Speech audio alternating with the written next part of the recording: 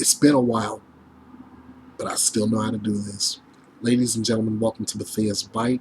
So good to have you all back with me again. I'm Ernest Bethea, the Last Outlaw, and as you can tell, got some brand new equipment going on here. Brand new headset with the mic attached to it. And I'm grateful for that. Have a brand new ring light because now you can actually see exactly what I look like on the camera without having any having extra overhead lighting or anything like that. That way you can actually see me. Also, last time you did see me on camera, I told you about my health issues regarding type 2 diabetes, but we'll talk about that later. I want to get to the reason why I'm doing this video, because of an article actually it's two articles on the same story that I just posted, courtesy of both NBC News and the Fox News affiliate in Tampa Bay, Fox 13.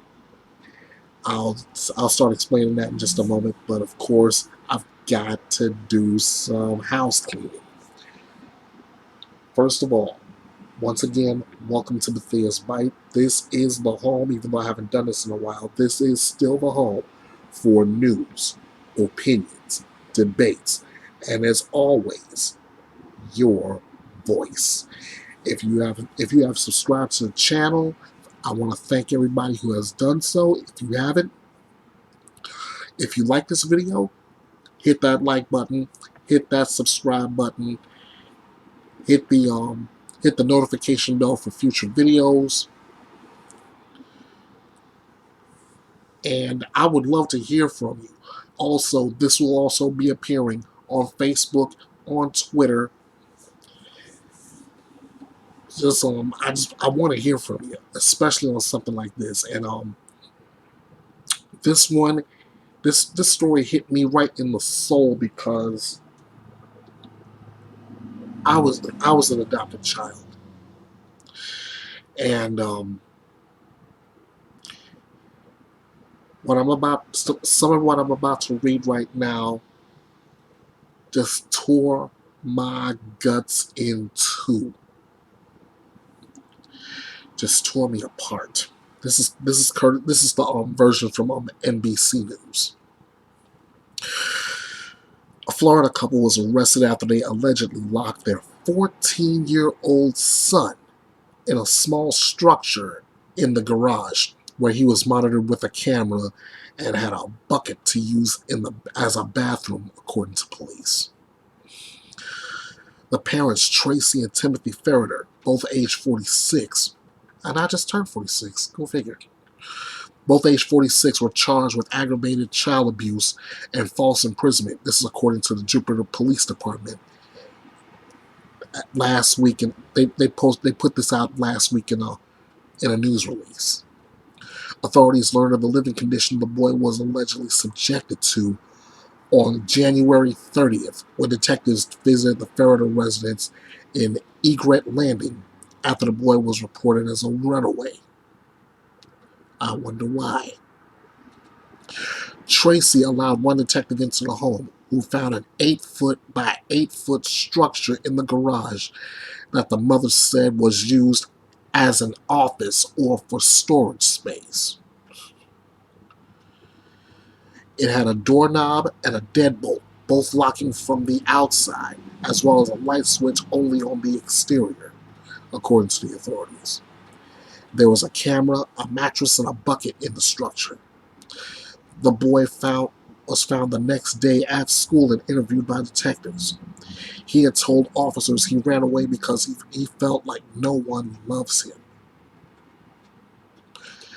The boy told detectives that he did not want to return to his family, pleaded to be arrested, and stated he would rather be in prison than be back home.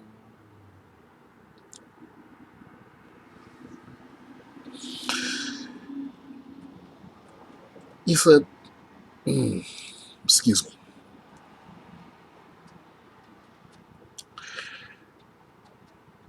The boy told detectives he did not want to return to the family, said he would rather be in prison than be back home.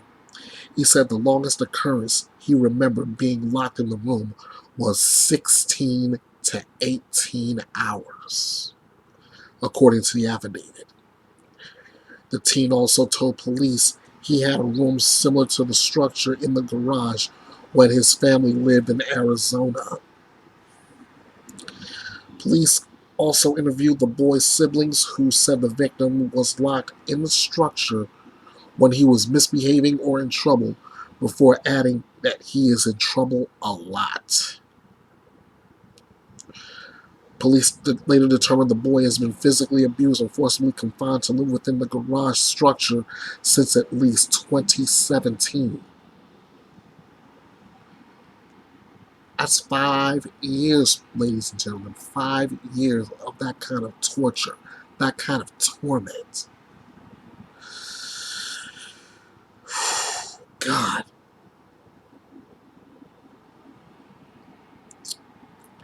He was allowed to attend school but was forced to stay in the structure for the rest of the day. Meals were brought to the child and the bucket was provided for bathroom use. Police got a search warrant to search the Ring camera in the room and found thousands of videos showing the child being repeatedly locked inside of his room, daily. One video showed him being locked in the room after being found to have stolen chocolate and cookies from the kitchen, despite being told he was not allowed to have them. It also states that the police department received a call in December 2021 from a man who said he was contacted to build an office in the garage of the home, and he found specific instructions to be very strange. His description of the structure matched the description provided by police in the news release, excuse me.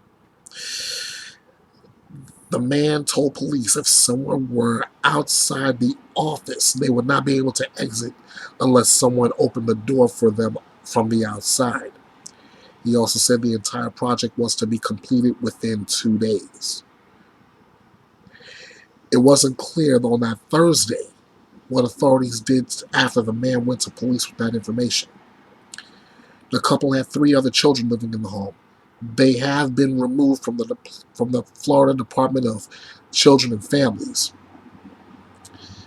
Police said the boy had been adopted by the Ferriters, and they did not mention the status of the other 3 children. The investigation is still ongoing. The Ferriters appeared in court on Wednesday and were ordered to be held on $50,000 bail and to have no contact with their kids unless given permission by the State Department of Children and Families. This is according to NBC affiliate WPTV in West Palm Beach. They were later released on bond. The couple's attorney, Nellie Kings, told NBC News on Thursday that she presented critical evidence in the case to police that was ignored. Law enforcement has an obligation to conduct investigations in an objective and thorough manner. I made information known to the police in order to assist them in the fact-finding process, including evidence from Arizona, where this family had lived up to until a month ago. This critical evidence was ignored, she said. In the criminal legal system, the temptation for a community to rush to judge is tempered by the judicial process, a presumption of innocence in the facts, she added. What Tim and Tracy had lived through the past many years will therefore be presented in court. Gotta be kidding me. You have gotta be kidding me. Now, there's something that that caught my attention, and I'm still doing the research on it.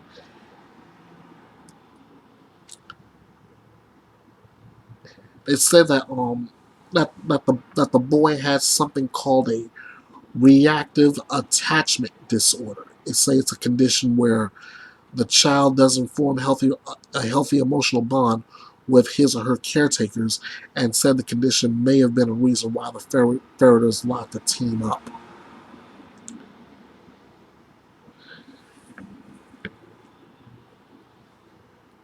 If that's truly the case, then instead of locking the child in that I call it a prison.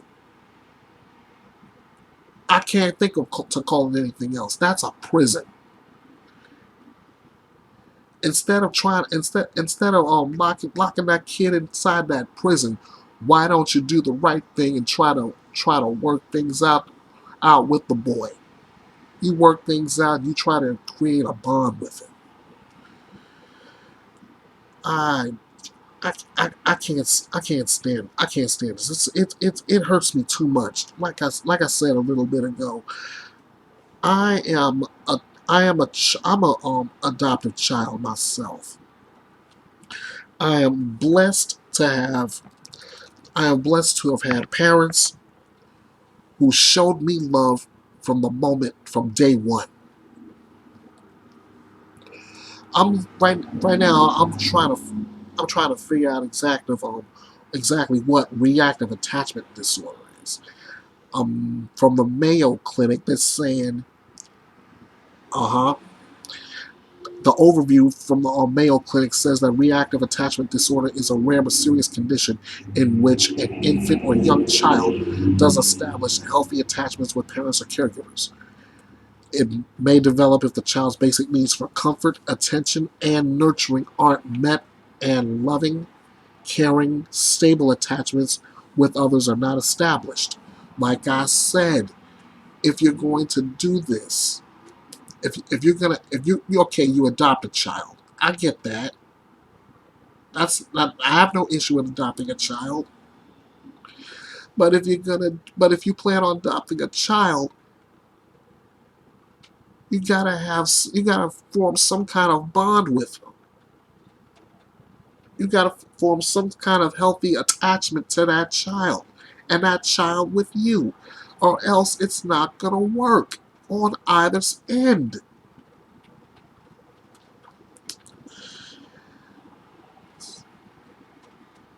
So knowing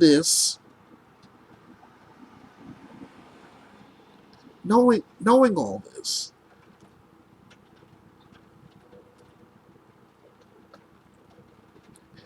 this is how this is why this tears me up so. I'm not trying to cry on camera. I am trying very hard not to shed tears on camera. But as I think about this, as I go back through both versions of this article, both from NBC, both the other from Fox 13 in Tampa Bay. Shout out to all of you. Thank you so much for your well done news reporting. It it hurts me to my heart to see any child go through something like that. That is abuse in its ugliest form. I hope and I pray to Almighty God that those two parents, no, no, I take that back. They're not even parents.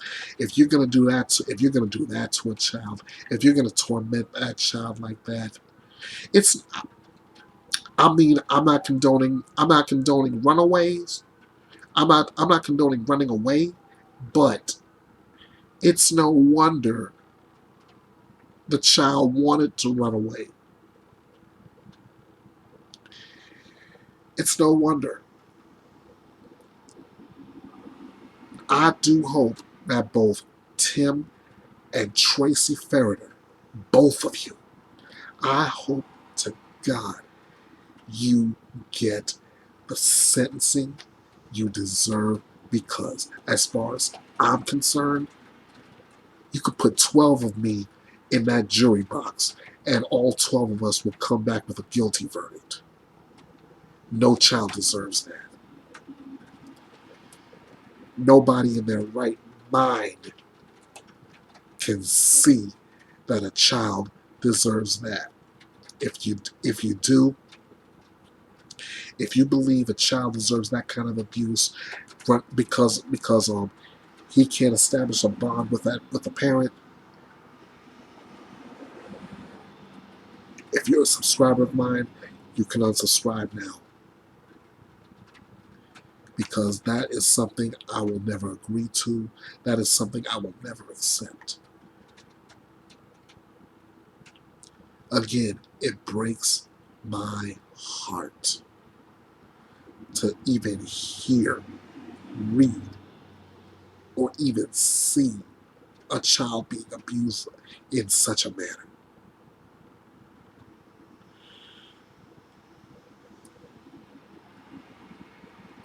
To all you parents who actually step up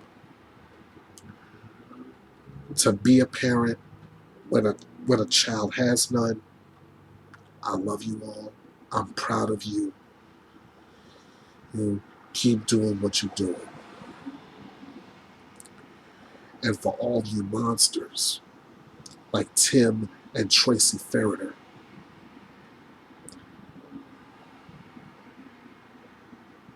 I won't say there's a special place for you, but let's just say, no, actually, I will say there's a special place for you, but I guarantee you, you will not like the accommodations in this life and the afterlife.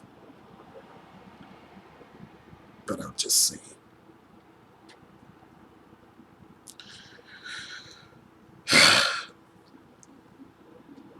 Okay, guys, I finished my rant on this story, and I want to hear from you. I want to hear from you. Like I said, this is going to be shared on Facebook. This is going to be on Twitter. This is going to be on here on YouTube. It's going to be at Bethea'sByte.com. I want to hear. I really want to hear from you, because again, I can't express how much pain, how much hurt,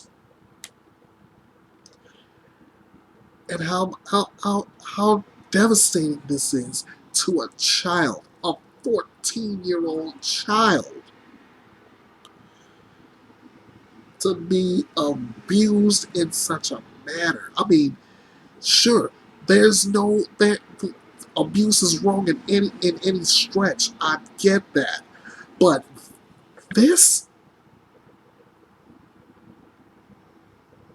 come on, man.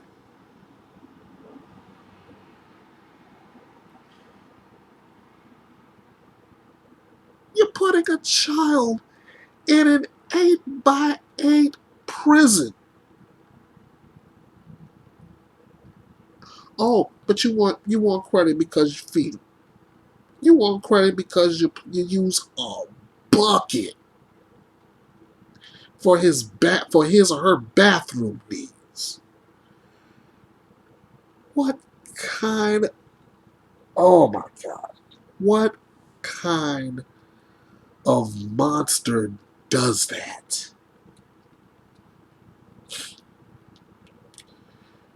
Answer: Tim and Tracy Ferriter, and monsters just like them. Okay, I'm done. Thank you all so much for joining me. I look for you. I look for your response on Facebook, Twitter, YouTube, and Bethea'sByte.com. Once again, this is Bethea'S Byte, your home for news, opinions, debates, your voice. I look forward to seeing you all again soon. Until then, you know what to do. And Tracy and Tim Ferritter, this is for you too. Bite this.